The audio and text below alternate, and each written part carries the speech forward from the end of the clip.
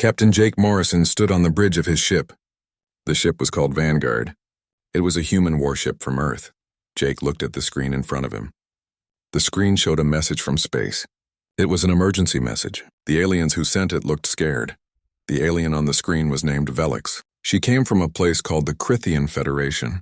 She had blue skin that seemed to glow. She had 3 eyes instead of 2. Right now, those eyes looked very afraid. Her skin, which should have been bright and shiny, looked dull and broken. Velix started to speak. A machine changed her words into English so the humans could understand. Her voice shook as she talked. She said that humans from Earth needed to listen. She said her people were in trouble. Big trouble. An enemy called the Zarn Collective had attacked them. The Zarn were winning. They had destroyed many alien worlds. They had killed many alien people. 17 colonies were gone, just gone, burned away. Velix said something that surprised everyone on the bridge. She said that years ago the aliens had called Earth too dangerous. They said humans were too violent, too aggressive. They said Earth was a death world, a planet so dangerous that the creatures living there became dangerous too. The aliens had refused to let humans join their Galactic Council. But now those same aliens were asking for help. They were begging humans to save them. Sarah Blake was the tactical officer on the Vanguard. She stood at her station and looked at Jake. She remembered what happened 5 years ago. She remembered when Earth asked to join the Galactic Council. The aliens had said no. They called humans primitive warmongers. Jake nodded. He remembered too. The aliens had studied Earth for a long time before giving their answer. They said Earth's gravity was too strong. It made humans too dense, too heavy, too strong. They said Earth's air had too much oxygen. It made humans burn energy faster, made them more aggressive. They said Earth's sun gave off too much radiation. They said everything about Earth was dangerous. The aliens said humans came from a death world, a planet that tried to kill everything living on it. And they said that made humans too dangerous for the peaceful Galactic Council. Alex Chen was the first officer. He was Jake's second in command. He stepped forward and spoke quietly. Now the aliens needed the Deathworlders, he said. On the screen, Velix kept talking. She showed videos of the destruction. The Zarn warships were huge. They were covered in weapons. They tore through the alien ships like the alien ships were made of paper. Cities on peaceful planets burned. Fire fell from the sky. Refugee ships tried to escape, but many were destroyed before they could get away. Velix explained that the Zarn Collective was different from any enemy the aliens had faced before. The Zarn came from beyond the known parts of space. They did not talk. They did not make deals. They just attacked and conquered. The alien weapons barely scratched the Zarn ships. The alien shields broke under Zarn attacks. Velix said that in 20 days, maybe less, the entire Crithian Federation would fall. Jake looked around his bridge. He looked at his crew. Every person there was human. Every person there was born on Earth. Earth had made them strong. Earth's heavy gravity made their bones dense and their muscles powerful. Earth's dangerous animals taught them to be alert. Earth's diseases taught them to survive. Earth's wars taught them to fight. Humans were products of a world that tried to kill them every single day, and that made them very hard to kill. Jake asked how many ships the aliens had. Velix said the Galactic Council had brought together 200 ships. These ships came from 12 different alien species. But the Zarn had 300 warships. The Zarn ships were stronger. The Zarn ships had better weapons. The Zarn ships had thicker armor. The aliens were losing badly. Jake asked what the aliens wanted from Earth. Humans only had about 70 warships that could travel in deep space. That was not many compared to the alien fleets. Velix said they did not need human numbers. They needed human nature. She said the Galactic Intelligence Archives had information about humans. The information said humans were survivors. Humans came from a planet that tried to kill them constantly. Humans invented war and spent thousands of years getting better at it. Humans built weapons not because they wanted to conquer, but because danger was normal for them. The aliens needed Deathworlders who knew how to fight. That was what Velix said. Sarah pulled up reports on her screen. She said the United Earth Defense Force had been training for years. Earth had Marines who could fight in zero gravity. Earth had pilots who could fly at speeds that would kill most aliens. Earth had weapons designed to break through heavy armor. Alex added something important. He said humans had something the aliens did not have. Humans knew how to lose. Every human had failed at something. Every human had felt pain. Every human had been defeated at some point. And humans knew how to get back up after being knocked down. The council species had been at peace for too long, Alex said. Peace had made them soft. They forgot how to fight. They forgot how to suffer and keep going. Jake thought about his daughter. She was back on Earth, safe at home. He thought about all the humans who had died in Earth's many wars. He thought about the plagues that killed millions. He thought about the earthquakes, the floods, the storms, the famines. All of that suffering had created a species that refused to give up. Humans were stubborn. Humans were tough. Humans survived. Jake made his decision. He looked at the screen and spoke to Velix. He told her she was right to call humans Deathworlders. Humans were aggressive. Humans were dangerous. Humans were everything the aliens had feared. But humans were also everything the aliens needed right now. He told Velix to send him the location of the defensive line. The Vanguard would be there in 48 hours. Velix looked relieved. The fear in her 3 eyes changed to hope. She thanked Jake. She said the Galactic Council was giving him temporary command authority. That meant Jake would be in charge of all the defenses in Sector 7. She said she would send him all the information about the fleet right away. The transmission ended. The screen went dark. Jake turned to his crew. He told them to send a message to Earth Command. Tell them the galaxy needed the Deathworlders. Tell them humanity was going to war. Sarah smiled. It was not a happy smile. It was the smile of a warrior ready for battle. She said this was finally a chance to show the aliens what humanity could do. The crew got to work. They sent messages. They prepared the ship. They checked weapons and shields. Everyone moved with purpose. Everyone knew what was coming. The aliens had called Earth a death world. They had called humans too dangerous. They had been afraid of what humans might do. Now they would see what humans could do. Now they would learn that sometimes the most dangerous warriors make the best protectors. The Vanguard turned and jumped into hyperspace. The ship moved faster than light, racing toward the front lines of an alien war. Jake stood on his bridge and felt calm. He had trained for this his whole life. Every human had trained for this their whole lives. Earth had prepared them. The Deathworlders were coming. And the galaxy would never be the same. 48 hours passed. The Vanguard came out of hyperspace at the location Velix had given them. What Jake and his crew saw was not good. The alien defensive line looked weak and disorganized. There were many alien ships spread across space, but they were not arranged well. The ships looked like they had been damaged in battle. Many of them had burn marks and holes in their hulls. These were not proper warships. These were cargo ships and science vessels that someone had attached guns to. Sarah looked at her scanner and gave Jake the report. She counted 147 council ships. Most showed damage. Their shield generators were only working at 60% power. Their weapons were weak. She said these ships were not built for war. Someone had tried to turn peaceful ships into fighting ships, but it had not worked very well. Jake studied the tactical display. The aliens had positioned themselves in a half-circle around a big cloud of gas and dust called a nebula. Behind the nebula were refugee ships full of civilians. Behind those were 3 planets with billions of aliens living on them. The positioning was smart, but the ships themselves could not win against a real military force. Alex told Jake that a message was coming in from the alien flagship. It was from Admiral Thex of the Valantian Armada. The screen showed a tall alien who looked like a giant insect. He had multiple eyes and 4 arms. His shell-like skin had scars from recent fights. He introduced himself as Admiral Thex, the current commander of what was left of the Council forces. Jake greeted him and asked about the tactical situation. He wanted to know how bad things were. Thex made a clicking sound that the translator said meant frustration. He said the situation was very bad. They had detected a Zarn fleet 3 hours ago. 80 Zarn warships were coming. They would arrive in about 12 hours. Thex said they had run computer simulations. Every single simulation showed the same result. Complete destruction of the Council fleet within the first battle. Jake asked to see the defensive plan. Thex showed him on the tactical display. Jake looked at it for 10 seconds. Then he shook his head. No, he said. This would not work. Jake explained the problem. The aliens were trying to create a wall in space. They wanted to stand still and block the enemy. But the Zarn were a mobile attack force. They would punch through the center of the alien formation, split it in half, and destroy both halves separately. Thex became defensive. He said this formation was based on proven Council military doctrine. The aliens had used these tactics for 300 years. Jake cut him off.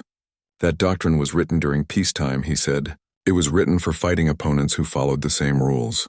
But the Zarn did not care about alien rules. They only cared about winning. And with this defensive setup, they would win. Before Thex could argue, alarms started blaring on both bridges. Sarah's hands moved quickly across her controls. She shouted that multiple ships were coming out of hyperspace. 63 vessels were appearing behind them, right behind the Vanguard. For a moment, Jake wondered if the Zarn had somehow gotten behind them. Then Sarah checked the identification codes. Her voice filled with relief. The ships were reading as Earth Defense Force. It was reinforcements from home. The cavalry had arrived. The view screen split to show the new arrivals. The Earth fleet looked completely different from the alien ships. Where the alien vessels were smooth and elegant, the human warships were brutal and practical. They looked like weapons because that was exactly what they were. There was the battleship Defiance, covered in missile launchers and railgun batteries. There was the carrier Resolute, already launching squadrons of small fighter craft. There were dozens of destroyers, frigates, and corvettes. Each ship had been designed for one single purpose: war. A new face appeared on screen. Admiral Kate Sullivan commanded the Earth Defense Force. She had silver hair pulled back tight. Her uniform showed medals from many battles. She smiled when she saw Jake. She said it was good to see he was still alive. Jake smiled back. He said Earth Command must have taken the threat seriously. Kate said that when the same aliens who rejected humans for being too violent came begging for help, Earth had mobilized everything they could spare. 63 warships, 12,000 Marines, enough firepower to crack a planet open. She asked what the situation was. Jake quickly told her about the incoming Zarn fleet and the Council's defensive plan. Kate listened. Her expression became more serious as he talked. When he finished, Kate turned to Admiral Thex. She said that Ambassador Velix had given Jake tactical command of Sector 7. Now she was extending that authority to overall fleet command. That meant Thex and his forces would follow the human battle plan. Thex made rapid clicking sounds. He said Kate could not simply take command of Council forces.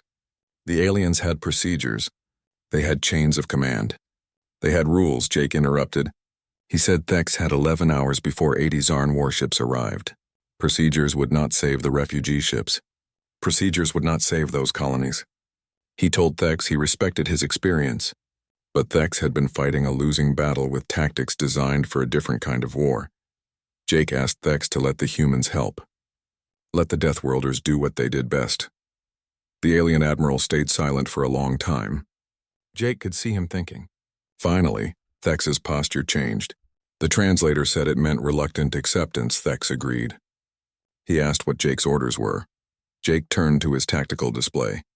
His mind was already working on the problem. He said the first thing they needed to do was abandon this defensive line. The Zarn expected them to stand and fight. Instead, the humans were going to do something that humans had learned a long time ago. Thex asked what that was. Jake's answer was simple. They were going to make the Zarn chase them into hell. Sarah pulled up a star chart showing the area around them. Jake began explaining his plan. To the aliens, the plan sounded crazy. But to humans who were born on a planet that tried to kill them every day, it was just another survival strategy. Jake pointed to a massive asteroid field at the edge of the system. Most species avoided asteroid fields. They were navigation hazards. Ships could crash into the rocks. The rocks could damage shields and hulls. Flying through an asteroid field was dangerous. That was exactly why Jake wanted to fight there. He explained that the Zarn were powerful in open space. Their ships were bigger and stronger. Their weapons hit harder. In a straight fight, the Council would lose. But in an asteroid field, size and power mattered less. What mattered was being able to navigate through chaos. What mattered was being comfortable with danger.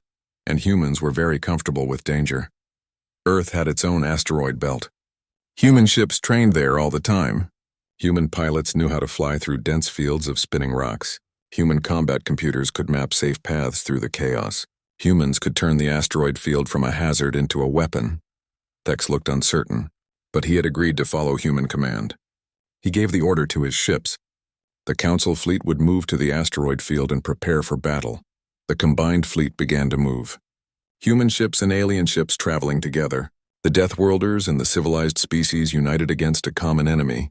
It was the beginning of something new, something the galaxy had never seen before. Jake watched the fleet reposition. In 11 hours, the Zarn would arrive. In 11 hours, they would learn what happened when you threatened Deathworlder allies. The humans were ready. And they would show the galaxy what Earth had taught them: how to turn any environment into a battlefield, how to use danger as a tool, how to win when winning seemed impossible. The countdown began. 10 hours passed. The combined fleet now waited in the shadow of the massive asteroid field. Jake stood on the bridge of the Vanguard and watched the tactical display. Council ships were moving into position alongside the Earth vessels. Alex reported that the Council ships were in position. He said the alien crews were nervous, but they were following orders. Jake understood why they were afraid. His plan was simple but scary. Instead of meeting the Zarn in open space, he had pulled the entire defensive fleet back to this asteroid field. Most species saw asteroid fields as danger zones. The rocks ranged from the size of cars to the size of moons. They all spun through space in wild, unpredictable patterns. Admiral Thex had protested when Jake first explained the plan. He said fighting in an asteroid field was like fighting in a minefield. Jake had agreed. Exactly, he had said, and humans knew how to navigate minefields.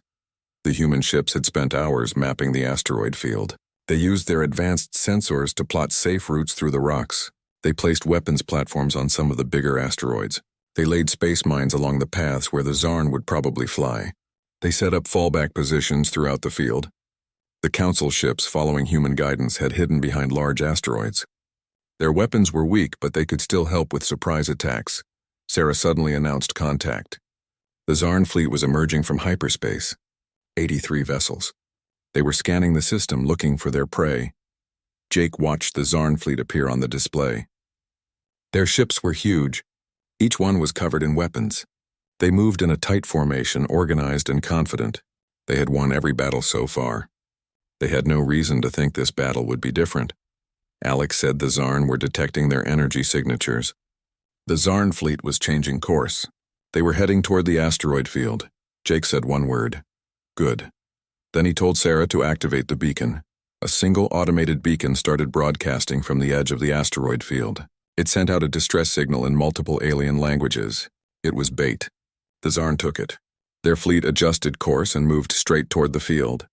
Admiral Kate's voice came through the communication system. She told all human vessels to power up their weapons but hold fire. Let the enemy come to them.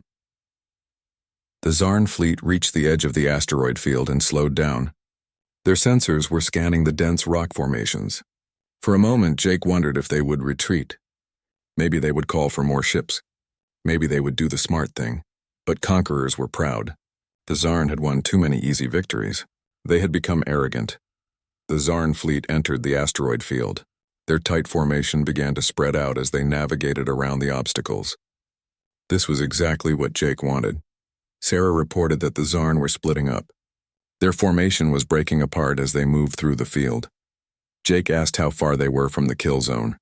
Sarah said the lead ships would be there in 30 seconds. The main body of the fleet would arrive in 2 minutes. Jake watched the timer count down. Everything depended on timing. If they attacked too early, the Zarn could escape and regroup. If they attacked too late, the Zarn would reach the refugee ships before the trap closed. Sarah announced that the lead elements were entering the kill zone now. Jake broadcast to all ships. Execute, he ordered. The asteroid field exploded with light and fire. The hidden weapons platforms came online. They launched volleys of missiles into the Zarn formation. The space mines detonated, ripping into shields and hulls. Council ships appeared from behind asteroids, firing their light weapons into the chaos. But the real damage came from the human warships. The Earth vessels moved through the asteroid field like predators hunting prey. Years of combat training in Earth's own asteroid belt had prepared them for exactly this kind of fight. The Defiance fired its railguns. The solid metal projectiles punched through Zarn shields with devastating force. The Resolute launched wave after wave of strike fighters. The small craft weaved through the asteroids and attacked from unexpected angles. Frigates and destroyers appeared from behind cover, fired their weapons, and disappeared again before the Zarn could respond. Sarah called out updates. 3 Zarn destroyers were destroyed. 4 more were heavily damaged. The Zarn were trying to reform their lines, but the asteroids blocked their coordination. Jake allowed himself a small smile. The Zarn were powerful ships, but they were used to fighting in open space with clear lines of sight. Here, in this 3-dimensional maze of rock and debris, their advantages disappeared. Every council tactic had failed because the aliens tried to fight the Zarn using Zarn methods. Jake was fighting them using human methods, and humans were very good at fighting dirty. Alex announced that the Zarn command ship was broadcasting a message. They were calling for retreat. Kate ordered all ships to pursue and destroy. Show them what happens when you threaten Deathworlder allies, she said. The human fleet surged forward. The battle became a hunt. The Zarn ships tried to escape, but the humans were faster and more agile in the asteroid field. One by one, Zarn warships were damaged or destroyed. The Zarn had expected an easy victory. They had expected the aliens to stand still and die. Instead, they found themselves trapped in a deadly maze, hunted by warriors who knew no fear. The battle lasted 4 more hours. When it finally ended, 52 Zarn warships had been destroyed or disabled. The remaining 31 fled back into hyperspace. Their formation was broken. Their confidence was shattered. The combined human and council fleet had lost 19 ships. Most of them were council vessels that had taken heavy fire, while the human ships drew the Zarn deeper into the trap. 372 humans had died across the entire fleet. Hundreds more were wounded, but they had won. The refugee convoy was safe. The colonies were secure. The Zarn had been driven back for the first time since the war began. Jake walked through the medical bay of the Vanguard. He visited each wounded crew member. He thanked them for their service. He told them they had saved millions of lives. One young pilot named Kevin had lost an arm, and both legs, bringing his damaged fighter back to the carrier. But when Jake visited him, Kevin asked only one question. "Did we win, sir?" Jake told him yes, they won. Kevin had done well. Very well. Kevin smiled through his pain. He said his father always told him humans were too stubborn to know when to quit. He guessed his father was right. Jake squeezed Kevin's remaining hand and moved on. There were many more wounded to visit. Each one deserved his attention. Each one had earned their place in history. The Deathworlders had proven themselves. They had shown the galaxy that being dangerous was not the same as being evil. They had shown that warriors could also be protectors. The Zarn had learned a hard lesson that day. They learned that humanity, rejected by the civilized galaxy for being too dangerous, was exactly as dangerous as the Council had feared. Maybe more so. The days after the battle were difficult. Jake met with Admiral Kate, Admiral Thex, and several other Council commanders. Ambassador Velix was there too. Her crystalline features showed something Jake had never seen from the Council species before. Real respect. Velix began the meeting by thanking humanity. She said the Council owed humans a debt that could never be fully repaid. Human tactics, courage, and sacrifice had saved billions of lives. The colonies were secure. The refugee convoy had reached safety. Admiral Thex made clicking sounds with his mandibles. It meant agreement. He admitted that he had doubted Jake. The human plan had seemed crazy and suicidal, but Jake understood something the aliens did not. The Zarn were conquerors, but humans were survivors. Where the aliens saw only chaos and danger in the asteroid field, humans saw opportunity. The Council had much to learn from humanity. Jake spoke quietly. The Zarn would return, he said. This was just one fleet. The Zarn had other fleets, and now the Zarn knew that humans were here. Now they knew that Earth had joined the war. Kate replied that Earth Command was mobilizing more forces. They were bringing another 100 warships. They were also sending orbital defense platforms and ground troops. If the Zarn wanted a war with the Deathworlders, Earth would give them one. Velix added that the Council would fight alongside humanity. Not as distant allies, but as true partners. She said that 5 years ago the Council denied Earth's application to join. They called humans too dangerous, too aggressive, too violent. They were wrong. Not about what humans were, but about what that meant. She paused and looked directly at Jake through the hologram. Her 3 eyes met his too. She said humans were dangerous. They were products of a death world that forged them into weapons. But they were also protectors. When the Council needed a shield, humans became one. When the Council needed warriors, humans answered the call. The galaxy needed Deathworlders, and humanity had proven itself worthy of that title. Alex asked what Velix was saying exactly. Velix explained that the Galactic Council formally recognized humanity as a member species. The decision was effective immediately. More than that, they were establishing a joint military command.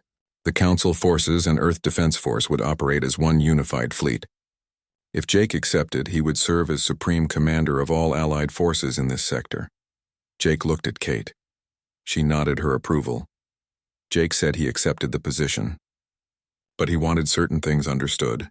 Human military doctrine would guide their operations. They would train Council forces in human tactics, and they would do things the human way, even when it seemed aggressive or reckless. Could the Council accept that? Velix's mandibles curved in what the translator said was a smile. She said Jake had just defeated a larger force using a strategy that put civilian lives above tactical advantage. He risked human ships to save alien ones. Humans were aggressive, yes, but they were also honorable. The Council could accept his leadership. Jake said they had a deal. Now they needed to get to work. They had wounded to treat, ships to repair, and a war to win. As the meeting ended, Jake walked to the observation deck. Through the large window, he could see the damaged ships of the fleet. Human vessels and alien vessels worked side by side. Repair crews moved between them. Two very different philosophies united by necessity and respect. Sarah joined him at the window. She asked if he thought the alliance would last. Would it survive after the war ended? Jake thought about it. Maybe, he said. The Council needed humans to be their shield. Now they needed humans to be their sword. As long as the Zarn threatened them, they would be allies. After that, who knew? But for now, the Deathworlders and the civilized galaxy were on the same side. Sarah said that was good enough for her. Jake agreed. Over the next 6 weeks, the alliance grew stronger. More Council species committed forces to the war effort. The combined fleet grew to over 400 vessels. Human and Council engineers worked together to build a massive orbital platform. They called it Alliance Station. It served as command headquarters for the entire fleet. Jake moved his operations to Alliance Station. From there, he could coordinate all the forces across multiple star systems. The station's operations center had displays showing the entire sector. Friendly forces appeared in blue. Known Zarn positions appeared in red. The war had entered a new phase. After their defeat at the asteroid field, the Zarn had pulled back. They were regrouping. Intelligence reports suggested they were preparing for a major offensive. They might be bringing in reinforcements from their home territories. During this time, something remarkable happened.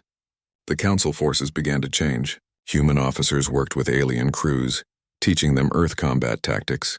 The aliens learned to be more aggressive, more mobile. They learned to use their environment as a weapon. They learned to think like humans. Human engineers upgraded Council vessels with heavier armor and more powerful weapons. The weak cargo ships and science vessels were transformed into real warships. They would never be as tough as human battleships, but they were no longer easy targets. Most importantly, the two forces trained together. They practiced coordinated attacks. They ran combat simulations. They learned to trust each other. Human crews learned to work with aliens. Alien crews learned to keep up with humans. Captain Linda Hayes, a human officer, became the training coordinator. She drilled the Council crews constantly. She pushed them hard. At first, the aliens complained. Human training was too intense, too aggressive, too dangerous. But Linda did not ease up. She told them that the Zarn would not go easy on them. If they wanted to survive, they needed to train like humans. Slowly, the aliens began to understand. They realized that human aggression was not cruelty. It was pragmatism. Humans trained hard because real combat was harder. Humans pushed their limits because in battle those limits would be tested. Everything humans did, they did for a reason, and that reason was survival. One day, Admiral Thex came to Jake with an observation. He said that after working with humans for weeks, he finally understood something. He said the Council had always seen human aggression as a flaw. But it was not a flaw. It was a survival trait. Humans were not aggressive because they enjoyed violence. They were aggressive because Earth taught them that passivity meant death. Jake nodded. He said that was exactly right. Every human instinct came from millions of years of survival. Humans fought because fighting kept them alive. They never gave up because giving up meant extinction. They protected their allies because cooperation was the only way to survive on Earth. Thex said the Council species had forgotten these lessons. They had been peaceful for so long that they forgot how to fight. They forgot that sometimes violence was necessary for survival. Working with humans was teaching them these old lessons again. Jake looked out at Alliance Station's observation window. He could see the fleet spread across space. Human ships and alien ships training together, working together, preparing together. It was a powerful sight. He told Thex that the Council was not weak. They had built an incredible civilization that lasted thousands of years. They had achieved peace across hundreds of worlds. That took strength too, just a different kind of strength, but now they needed warrior strength. And humans could teach them that. Thex clicked his mandibles in agreement. He said the Alliance was stronger than either side alone. Human aggression combined with Council wisdom, human weapons combined with Council technology, human tactics combined with Council resources. Together, they might actually win this war. Jake felt optimistic for the first time since the war began. The first battle had been desperate, but now they had time. Time to prepare, time to build, time to create something new. An alliance between Deathworlders and the civilized galaxy, warriors and peacekeepers, aggression and wisdom. Together, the Zarn would return soon. Intelligence suggested a massive offensive was coming. But this time the Alliance would be ready. This time, they would show the Zarn what happened when you threatened both Deathworlders and their allies. This time, the Zarn would learn that the galaxy had found its protectors, and those protectors would not surrender. They would not retreat. They would fight with every weapon they had, because that was what Deathworlders did. They survived. And they made sure their friends survived too. 3 weeks after the Alliance was formed, intelligence brought troubling news. Long-range patrols had found the Zarn massing forces. They were consolidating at a staging area about 40 light-years away. Current estimates put their strength at over 200 warships. That was more than double what they faced in the asteroid field. Admiral Thex pointed out that the Zarn were not underestimating them anymore. Jake said that was good. Cautious enemies made mistakes. He asked Sarah about their defensive readiness. Sarah reported that all primary colonies had been fortified with orbital defense platforms. They had established early warning networks along all major approach routes. Ground forces were deployed on key worlds. Evacuation plans were ready for civilian populations. The refugee camps had been moved to secure facilities in the core systems. Linda Hayes gave an update on Council training. The alien crews had been drilling constantly. They were learning fast. Human combat doctrine focused on mobility, aggressive movement, and coordinated strikes. The Council forces would never be as good as human crews, but they were no longer easy targets. Then Alex brought up something new. Intelligence had identified the Zarn's central command structure. They operated from a massive ship called the World Breaker. It was over 4 kilometers long. It was heavily armed. It served as both a military headquarters and a symbol of Zarn power. The display showed an image of the World Breaker. It was a monstrous ship covered in weapons. It made even Earth's largest battleships look small. Linda said slowly that if they could destroy that ship, it would cripple the Zarn command structure. Admiral Thex objected immediately. Attacking the Worldbreaker would be suicide. The ship was always surrounded by escort vessels. Its shields were rumored to be impenetrable. Jake studied the image carefully. He had faced impossible challenges before. Every human had. Earth itself was an impossible challenge. It was a planet that should have killed humanity 1,000 times. But humans survived by being adaptable, by finding solutions when none seemed to exist. Jake said that nothing was impenetrable. He told Sarah to analyze every Zarn engagement on record. Look for patterns and weaknesses. He told Linda to work with Council engineers. They needed weapons that could break through heavy shields. He told Alex to coordinate with intelligence. They needed to know where the Worldbreaker would be when the Zarn attacked. Kate's hologram leaned forward. She asked if Jake was seriously considering a strike against the command ship. Jake said he was considering how to win the war. The Zarn saw the Worldbreaker as their ultimate weapon. He wanted to make it their ultimate weakness. The next 3 weeks were frantic. Engineers worked around the clock developing new weapons. They created massive torpedoes that combined human and Council technology. Each torpedo carried explosive power equal to a small nuclear bomb. They were wrapped in experimental shields designed to survive long enough to reach a target through heavy defensive fire. Intelligence confirmed that the World Breaker would lead the Zarn offensive. It would position itself at the center of their formation to coordinate the attack. This showed the Zarn commander's confidence. It was also an opportunity. Jake gathered his senior officers for a final briefing. The plan was simple but dangerous. The main Alliance fleet would engage the Zarn in what looked like a regular battle. While the main force kept the Zarn busy, a strike team would slip through the fighting and attack the World Breaker directly. Jake made clear that this was a volunteer mission.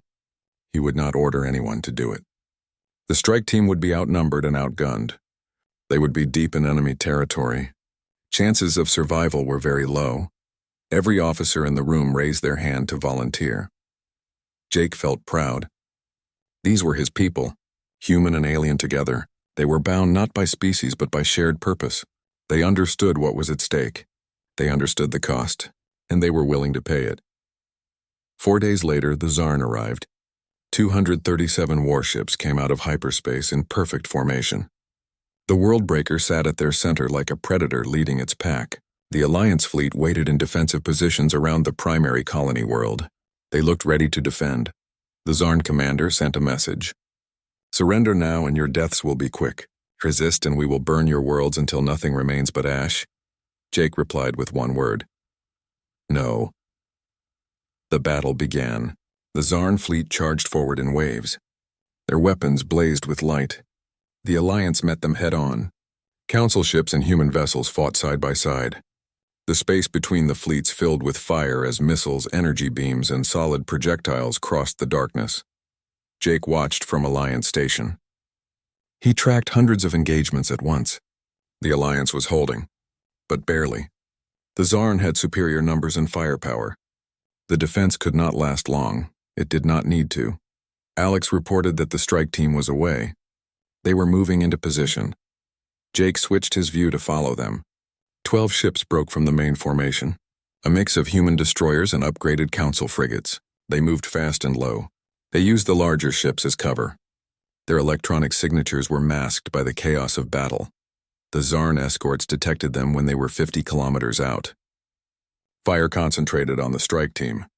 2 ships were destroyed immediately, but the other 10 kept going. Their shields flared bright under the barrage. Linda's voice came through from the lead ship. "Launch torpedoes," she ordered. 24 experimental torpedoes launched. Each one was a masterwork of combined human and council engineering. They streaked toward the World Breaker.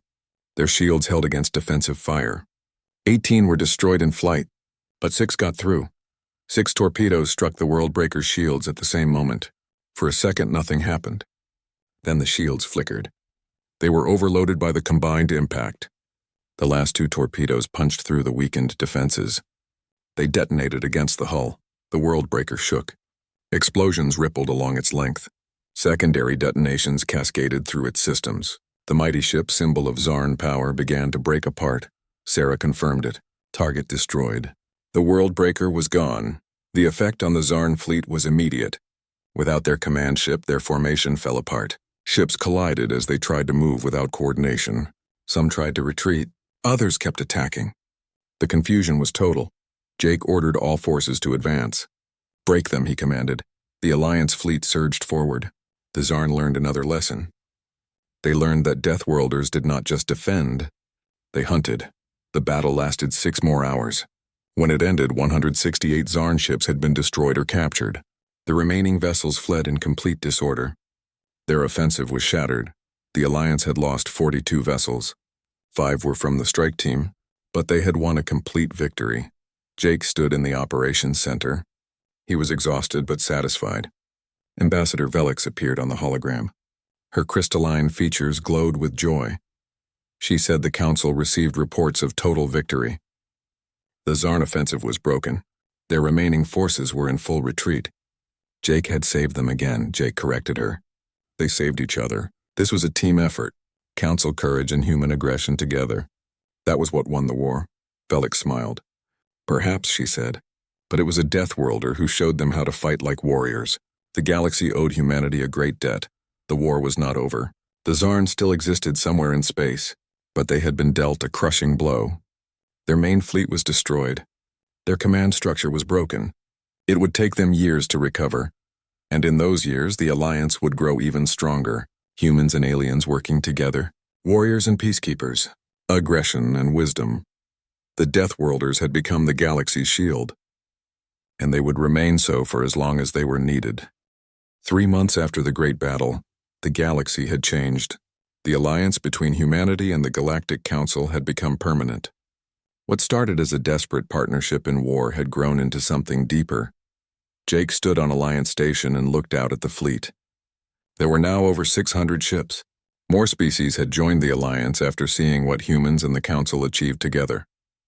Ships from 20 different species now flew under the same banner. The Zarn had not been seen since the defeat of the Worldbreaker. Intelligence suggested they had retreated far beyond the border. They were licking their wounds. They were rebuilding. But they were no longer an immediate threat. That gave the Alliance time to build something new. Something better.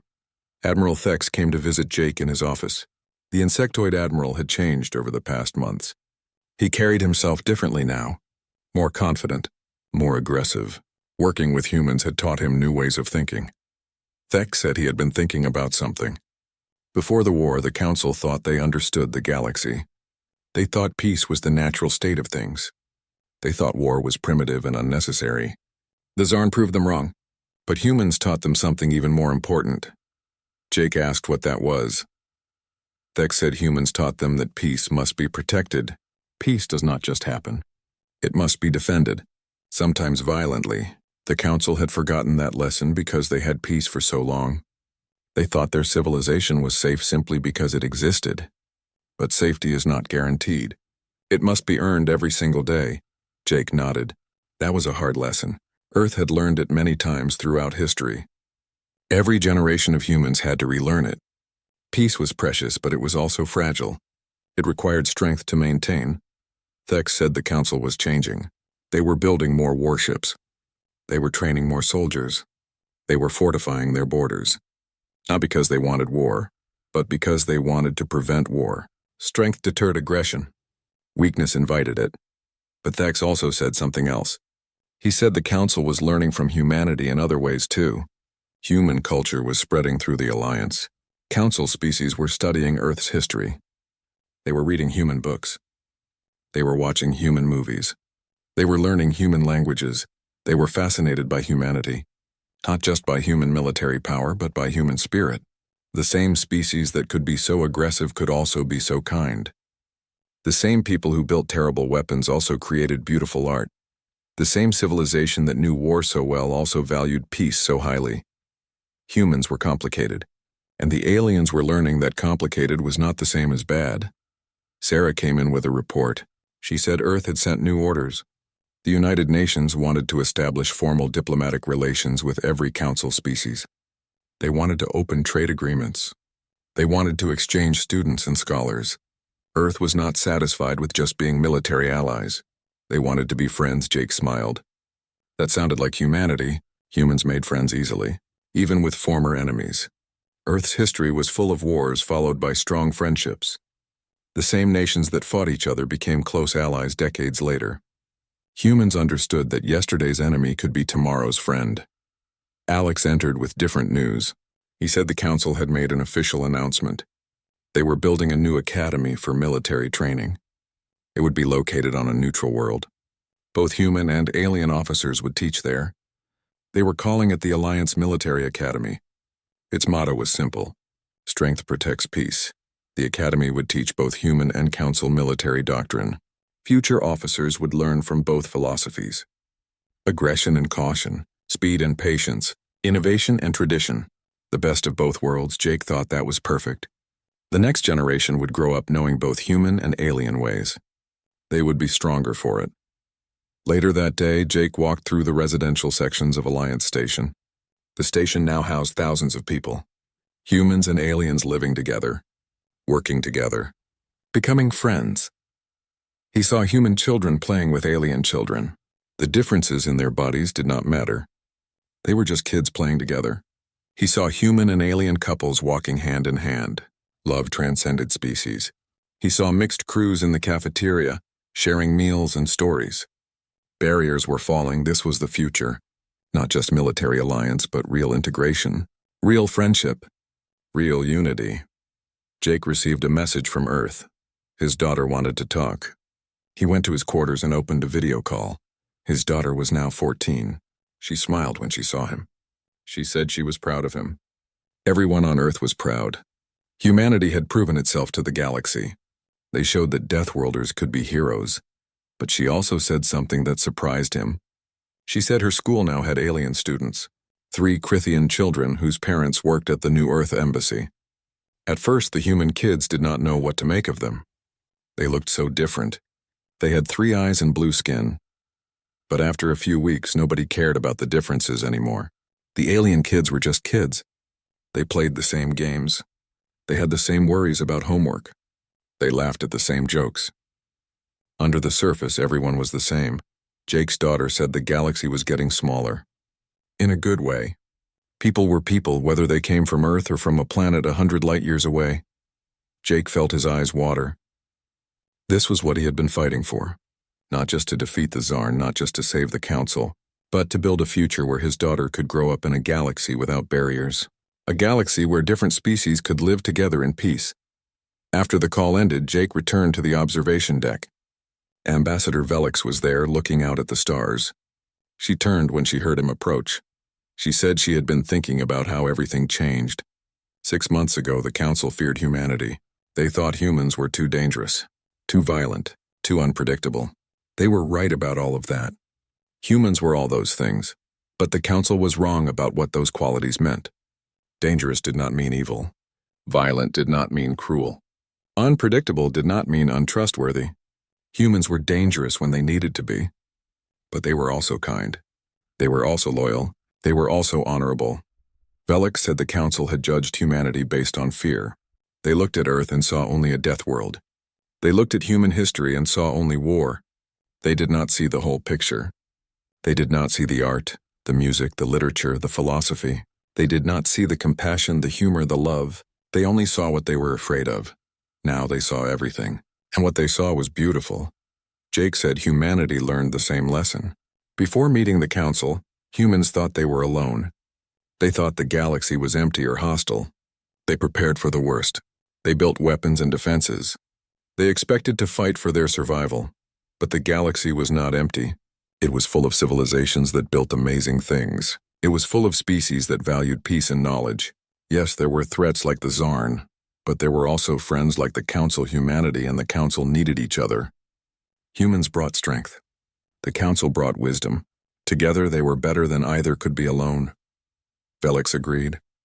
She said the alliance was just the beginning. In time, the barriers between species would fade completely. There would still be differences. There would still be conflicts. But they would face them together. The Deathworlders had become the shield. But they had also become something more. They had become teachers. They had become friends. They had become part of something greater than themselves. Jake looked out at the fleet. 600 ships from 20 species, all working together, all protecting each other, all building a better future. The Zarn would return someday. Other threats would emerge. The galaxy was a dangerous place, but it was also a beautiful place, and it was worth defending. Sarah joined them at the window. She said she had been reviewing casualty reports from the war. 3,200 humans died. 47,000 Council personnel died. Every death was tragic. Every loss was felt, but those deaths saved billions of lives. The colonies were safe. The refugees found new homes. The Zarn threat was contained. The price was high, but it was worth paying. Jake nodded. He would never forget the people who died. Their sacrifice made everything possible. They gave their lives so others could live in peace. That was the warrior's burden. To fight so others did not have to sacrifice so others could be safe, to be dangerous so others could be peaceful. It was what Deathworlders did, and humanity would continue to do it for as long as the galaxy needed them. The stars shined bright through the observation window. Each one represented possibilities. Each one represented hope. The galaxy was vast and full of wonders, and now for the first time humans and aliens would explore it together, as partners, as friends. As one people spread across many worlds, the journey was just beginning. But Jake knew one thing for certain. Whatever challenges came next, they would face them together. The Deathworlders and the civilized galaxy, united, and nothing in the universe could stand against them.